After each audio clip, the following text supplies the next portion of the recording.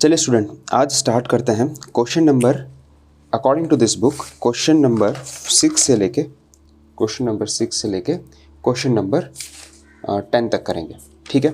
सो यहाँ पे इस बार मैंने क्या किया है, यहाँ पे कुछ मीडियम, हार्ड एंड इजी, ये 3 कैटेगरी में क्वेश्चंस को डिवाइड कर दिया है। तो इसमें जो इजी क्वेश्चन है उसको हाईएस्ट प्रायोरिटी देनी है एग्जाम में भी, और वो कौन से बेसिस पे है वो टाइम टू टाइम आपको पता चल जाएगा कि कौन से बेसिस पे कुछ क्वेश्चंस को मैंने हार्ड दिया है, कौन से बेसिस पे इजी एंड मीडियम दिया है। राइट। सो जो लास्ट क्लास में हमने क्वेश्चंस किए थे ना, वहाँ पे भी लिख लीजिए कि ये मीडियम कैटेगरी का क्वेश्चन है। ठीक है। ये जो सेकेंड क्वेश्चन है वो आपका होगा, सेकेंड क्वेश्चन आपका इजी कैटेगरी का क्वेश्चन है। बहुत मैंने इसका शॉर्ट ट्रिक भी बताया था। इनफैक्ट ये भी इजी टू मीडियम कैटेगरी का क्वेश्चन है, और इस क्वेश्चन की अगर हम बात करें तो अगेन ये इजी कैटेगरी का क्वेश्चन है। राइट। और अगर मैं बात करूँ इसको क्वेश्चन नंबर 5 को, तो ये जो क्वेश्चन नंबर 5 है वो इजी कैटेगरी का क्वेश्चन है। एक्चुअली मीडियम है, बट मैंने एक तरीका बताया था आपको किस तरीके से यहाँ पे मीडियम लिखा है, क्योंकि बताता हूँ, रीज़न बताता हूँ इसका। कि देखिए, अगर आप डिफरेंशियल का यूज़ करते हो तो ये कॉन्सेप्ट पता है और डिफरेंशियल का यूज़ किया, क्योंकि यहाँ पे 2 चीज़ों से क्वेश्चन बनाया गया है। ठीक है। तो यहाँ पे अगर आपने डिफरेंशिएशन का यूज़ किया तो क्वेश्चन बिकम ईजी। ठीक है। और दूसरा जो कॉन्सेप्ट यहाँ पे यूज़ किया गया है वो इस वाले पार्ट का, क्वाड्रेटिक इक्वेशन का पार्ट यूज़ किया गया है। ठीक है।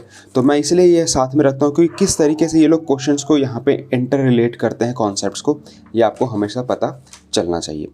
तो अब आते हैं आज के टॉपिक पे। देखिए, ये थोड़ा सा हमने रिकैप कर लिया, और ऐसे ही आपको भी करना है स्टूडेंट्स। जब आप पढ़ रहे हो ना, तो एक बार जो पिछली बार पढ़ा है उसको जस्ट रिवाइज कर लेना है जल्दी से, तो आपको कॉन्सेप्ट क्लियर हो जाएंगे। ठीक है। चलिए अब आते हैं हमारे क्वेश्चन नंबर 6। अब यहाँ पे पहले ही मैंने हार्ड लिख दिया है, तो ड्यूरिंग द एग्जाम, इनफैक्ट आज भी हम ऐसे ही करेंगे कि हार्ड को पहले नहीं चेंज करेंगे।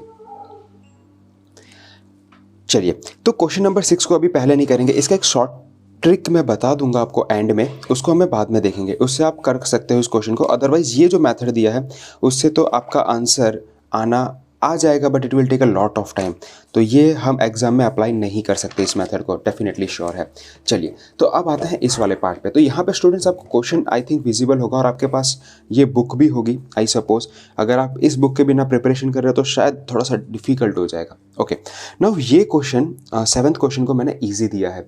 ठीक है। यहाँ पे आपका जो सम है वो x² - 3x + 2 is greater than, और मॉड में दिया है greater than equals to this value. अब मैं एक्चुअल में आपको कहूँ, ये क्वेश्चन गलत है। ठीक है। यहाँ पे कुछ गलतियाँ हैं इस क्वेश्चन में। जब मैंने इसको खुद सॉल्व किया, राइट, तो उस वक्त मैंने रियलाइज़ किया कि इस क्वेश्चन को गलत तरीके से सॉल्व किया गया है इनफैक्ट इस बुक में। ठीक है। मैं आपको बताता हूँ गलती कहाँ है, आप खुद समझ जाओगे।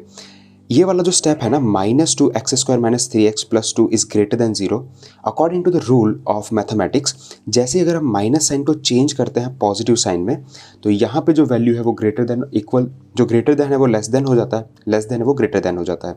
ये मैथ्स के रूल के हिसाब से है। तो यहाँ पे ये क्वेश्चन गलत सॉल्व किया गया है, बट आंसर इसका सही है। मैंने एक सॉल्यूशन, जब मैं आपको समझाने की कोशिश कर रहा था तब मैंने एक सॉल्यूशन बनाया था। Let me show you that solution. तो स्टूडेंट, ये वाला सॉल्यूशन मैंने पूरा समझा दिया था।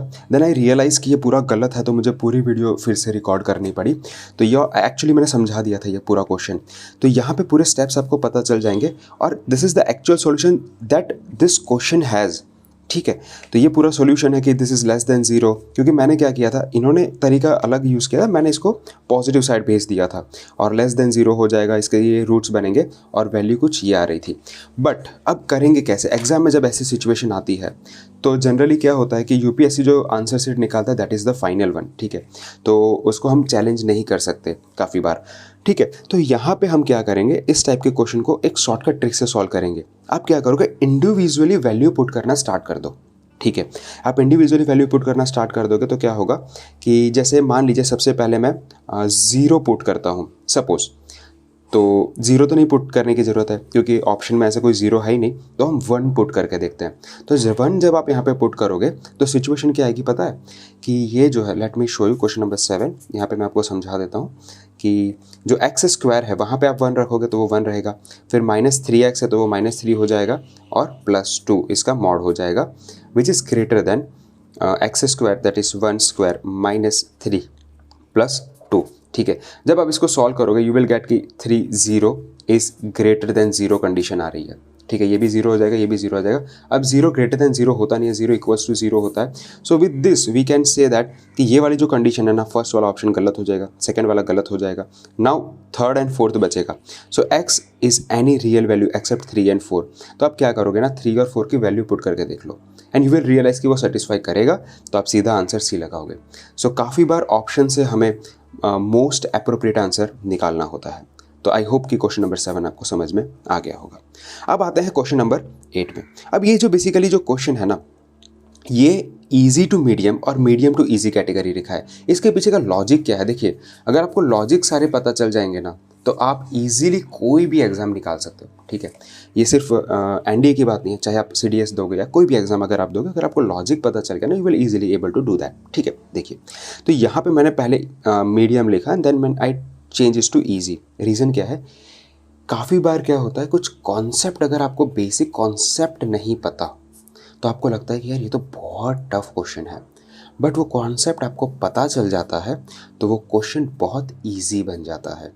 या फिर ऐसे भी समझ सकते हो कि आपने बहुत प्रैक्टिस कर ली किसी क्वेश्चन की, ठीक है, बहुत प्रैक्टिस कर ली, वो प्रैक्टिस आपका जो मीडियम कैटेगरी का क्वेश्चन है उसको इजी बना देता है। इसलिए किसी एक वीडियो में मैंने कहा था कि easy, medium and hard relative होता है, पर्सन टू पर्सन चेंज होता रहता है, क्योंकि जिसने बहुत प्रैक्टिस की है, जिसके कॉन्सेप्ट क्लियर है, शायद उसके लिए वो मीडियम क्वेश्चन नहीं है, वो ईजी क्वेश्चन है। तो ईजी मीडियम क्वेश्चन के पीछे बहुत ज़्यादा भागना नहीं है, ये एक मिथ है, अननेसेसरी टाइम वेस्ट है।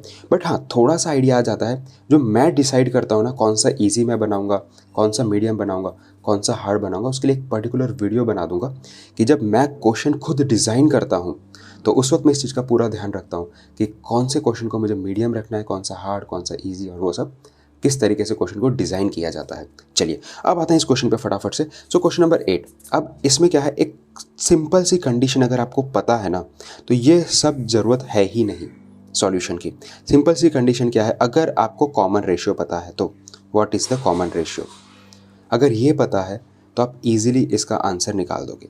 ठीक है, सो जब इन लोगों ने बोल दिया कि जो इवन है, राइट, यहाँ पे क्या बोला है कि जो ऑड है, the sum of odd term, odd का सम m है, इवन का सम जो आपका है n है।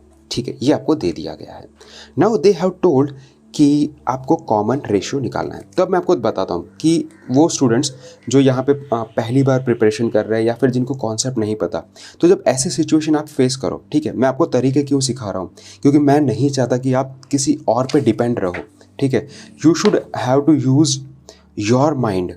ठीक है, तो मैं इसलिए काफ़ी तरीके आपको सिखा देता हूँ। जब इस तरीके की प्रॉब्लम अगर आप फेस करते हो, चाहे ये वाला सब्जेक्ट हो या कोई और सब्जेक्ट हो, तो आपको क्या करना चाहिए, आपको जैसे क्वेश्चन नंबर 8 का क्या बोला है, जीपी, तो मैं सबसे पहले यहाँ पे क्या करूँगा, जीपी वाले पार्ट पे चले जाऊँगा। तो जीपी मेरा होगा यहाँ पे सीक्वेंस एंड सीरीज, किस नाम से है, एक ही सेकेंड, चलिए मिल जाएगा, मैं डायरेक्टली ऐसे सर्च करता हूँ जनरली सीक्वेंस एंड सीरीज। ठीक है, सो यहाँ पे जाने के बाद इस कॉन्सेप्ट पे आप चले जाओ। ठीक है, तो यहाँ पे ये कॉन्सेप्ट क्या बताता है कि व्हाट इज़ द, ये पूरा का पूरा इस थियरी से ये क्वेश्चन उठाया गया है। ठीक है, ये चीज़ अगर आपको पता चल गई ना, you will be able to do the question easily. तो देखो यहाँ पे कॉमन रेशियो बोला है, common ratio R of G P is given by this and M is this. तो इस तरीके से ये चीज़ें दी हैं। ठीक है, क्योंकि ये G1 G2 G3 ये n है, right, similarly a and b है। तो ये सारी चीज़ें आप बहुत डिटेल में थोड़ा सा देख लेना। मेरा क्या कहना था कि यहाँ से इस क्वेश्चन को फ्रेम किया गया है कहीं ना कहीं, तो आप देखोगे कि इसका आंसर क्या आएगा। ठीक है, तो ये चीज़ आपने यहाँ पे देखी, तो यू नो दैट, आपको पता है कि आता है यहाँ पर कि क्या है कि बेसिकली इसका जो ये वैल्यू दिया है ऑड और इवन का दे दिया। ठीक है, now ratio, common ratio of an GP is directly given by this upon this. ठीक है, अब डायरेक्टली क्यों कह रहा हूँ, क्योंकि ये सारी वैल्यू है ना कट होने वाली है। सो ये जो वैल्यू है वही आपकी कॉमन रेशियो की वैल्यू आपको मिल जाएगी, ये वैल्यू कट होने वाली है, दैट्स वाई आई टोल्ड कि ये डायरेक्टली आपको मिल जाएगा।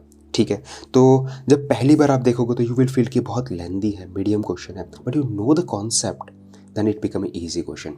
Got it. चलिए आप बताए क्वेश्चन नंबर 9 पे। क्वेश्चन नंबर 9 क्या कहता है, इफ़ ए कंटेन 3 एलिमेंट्स, कोई ए है जिसके पास 3 एलिमेंट है, ठीक है, कोई बी है जिसके पास 6 एलिमेंट है, ठीक है, ओके चलिए, उसके बाद क्या, what is the minimum number of element that A union B has. ठीक है, minimum number of element A union B क्या हो सकते हैं, मिनिमम नंबर। तो मान लीजिए मैं जनरली इस वाले क्वेश्चन को है ना ऐसा करना पसंद करता हूँ इस तरीके से। तो ए और बी, इसके मेरे पास 3 है, इसके मेरे पास 6 है, राइट। सो मिनिमम क्या हो सकता है कि कम से कम इतने तो होने ही चाहिए। तो मान लीजिए मैक्सिमम क्या हो सकता है, जब ये ए और ये दोनों अलग अलग हैं तो इसके 3 होंगे और इसके 6 होंगे, तो मुझे 9 डिफरेंट एलिमेंट मिल जाएंगे, ऐसा समझिए। ठीक है, बट मिनिमम अगर चाहिए तो मैं इस पूरे ए को उठा के इसके अंदर डाल दूंगा। तो ऐसी कंडीशन हो सकती है, ये बी है और इसके अंदर छुटकू सा ए है, तो जो भी एलिमेंट सारे बी के हैं वो तो ए के है ही। सो मिनिमम आपका हो जाएगा 6। तो इसका आंसर हो जाएगा आपका क्या हो गया, 6। Yes, 6 is your answer. ठीक है, now let us do the question number 10। तो क्वेश्चन नंबर 10 देखते हैं। Okay, so in the question number 10 what is the question. Question ये कहता है कि क्या है कि आपके पास एक डायगोनल, आपको डायगोनल बताना है ऑक्टागॉन का। ठीक है, सो चलिए, ऑक्टागॉन यानी 8 साइड्स होती हैं उसकी। तो मैं यहाँ पे 6 साइड जैसे बना रहा हूँ क्योंकि 8 बनाने में थोड़ा सा दिक्कत होगी, तो 6 वाला मुझे थोड़ा सा ईजी लगता है बनाना। चलिए, हो गया ऑक्टागॉन। So 1 2 3 4 5 6 7 and 8। ठीक है, कोई बात नहीं। तो यहाँ पे हमें बोला है कि नंबर ऑफ डायगोनल्स कितने होंगे, तो हम ऐसे कैलकुलेट तो करने नहीं सकते, है ना। डायगोनल क्या होता है, डायगोनल की डेफिनेशन अगर आपको पता हो तो डायगोनल की डेफिनेशन ये होती है कि ये पॉइंट का अगर मुझे डायगोनल, इस पॉइंट से मुझे डायगोनल निकालना है तो इसके जो एडजेसेंट पॉइंट को मैं निकाल दूँ और ये जितने भी पॉइंट के साथ अपनी दोस्ती करेगा वो सारे इसके डायगोनल होंगे। ये उसकी एक्चुअल डेफिनेशन है डायगोनल की। If you see in the NCERT you will find that. ठीक है, और अगर ये पॉइंट का डायगोनल इस पॉइंट से कितना डायगोनल है तो ये अपने एडजेसेंट पॉइंट के साथ दोस्ती नहीं करेगा, बाकी इन सारे साथ के, इन सभी के साथ अगर दोस्ती करेगा तो you will find the diagonal of that number. ठीक है, तो बेसिकली इसका कैलकुलेशन कैसे करेंगे, तो एक बहुत सिंपल सी कंडीशन होती है, NC2, N is the number of point. तो यहाँ पे कितने पॉइंट्स होंगे, तो आपको हो गए 8 पॉइंट होंगे। ठीक है, ओके, अगर 8 पॉइंट है and you have to tell कि कितने डायगोनल बन सकते हैं, तो 8 पॉइंट यानी जितने भी कनेक्शन इन 8 पॉइंट्स के साथ आप बनाओ। अगर मैं आपको समझाता हूँ, मेरे पास 3 पॉइंट है तो कितनी लाइंस में ड्रॉ कर सकता हूँ, तो आपको हो गए 1 2 3। इसके अलावा कोई है क्या, नहीं है ना, है ना। तो 3 लाइन ही ड्रॉ कर सकते हो आप। तो इसके लिए फॉर्मूला क्या बनेगा, इसके लिए बनेगा 3C2। ठीक है, और आप इसको कैलकुलेट करोगे, इसका फॉर्मूला ऐसा होता है n फैक्टोरियल अपॉन 2 फैक्टोरियल और उसके बाद हो जाता है n-2 फैक्टोरियल। तो n-2 फैक्टोरियल। तो बस इस फॉर्मूला का यूज़ करना है। ये कंडीशन पता होनी चाहिए, दूसरी डायगोनल की कंडीशन पता होनी चाहिए, आपका आंसर आ गया। तो 2 चीज़ें इसमें पूछी है। तो अगर मैं इसके साथ भी थोड़ा सा कंपेयर करूँ, अगर if I compare with this, so PNC का कॉन्सेप्ट ले लिया है, परमुटेशन एंड कॉम्बिनेशन का। ठीक है, उसका कॉन्सेप्ट उठाया और थोड़ा बहुत कॉन्सेप्ट उठाया अपना ट्रिगो का, ट्रिगो नहीं सॉरी, ये ज्योमेट्री का। ठीक है, ज्योमेट्री का कॉन्सेप्ट उठा लिया जहाँ पे 2D 3D फिगर्स हैं। तो आप समझ रहे हो किस तरीके से क्वेश्चन को बनाया जाता है, how the question are made. ठीक है, तो यहाँ पे अगर आप आ जाते हो ना इस पार्ट पे, तो यू विल फाइंड कि 3C2 is your answer for this. But इसके जगह पे हमारे पास क्या है, हमारे पास है 8C2, राइट। सो 8C2 जब आप करोगे तो you will get 8 factorial upon 8-2 that is 6 factorial multiply by 2 factorial.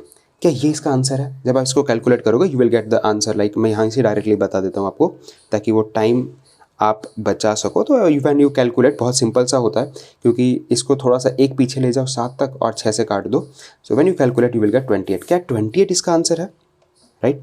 क्या 28 इसका आंसर है, ऑप्शन में है 28, आप टिक करके आ जाओगे, बट 28 आंसर नहीं है। वेट, यहाँ पे क्या होगा, ये वाली लाइंस जो है ना वो भी कैलकुलेट हो गई है, क्योंकि मैंने तो क्या निकाला, मैंने निकाला ये पॉइंट्स को मैं कितने तरीके से ज्वाइन कर सकता हूँ। तो ये पॉइंट के साथ ये और ये एक्स्ट्रा पता चल गई। तो ये 8 लाइन, जो 8 लाइन्स है वो एक्स्ट्रा आ गई मेरे साथ। तो मुझे क्या करना पड़ेगा, मुझे 28 -8 करना पड़ेगा। 20 इज़ योर आंसर। तो दोनों ही ऑप्शन मिलते हैं जनरली आपको। आप थोड़ी सी गलती करोगे you will do the wrong question. तो आई होप आज के सेशन में आपको मज़ा आया होगा और समझ में भी आया होगा कि किस तरीके से शॉर्टकट आप बता सकते हो, किस तरीके से शॉर्ट क्वेश्चन बना सकते हो। ठीक है, इसी के साथ मैं अपना वीडियो समाप्त करता हूँ।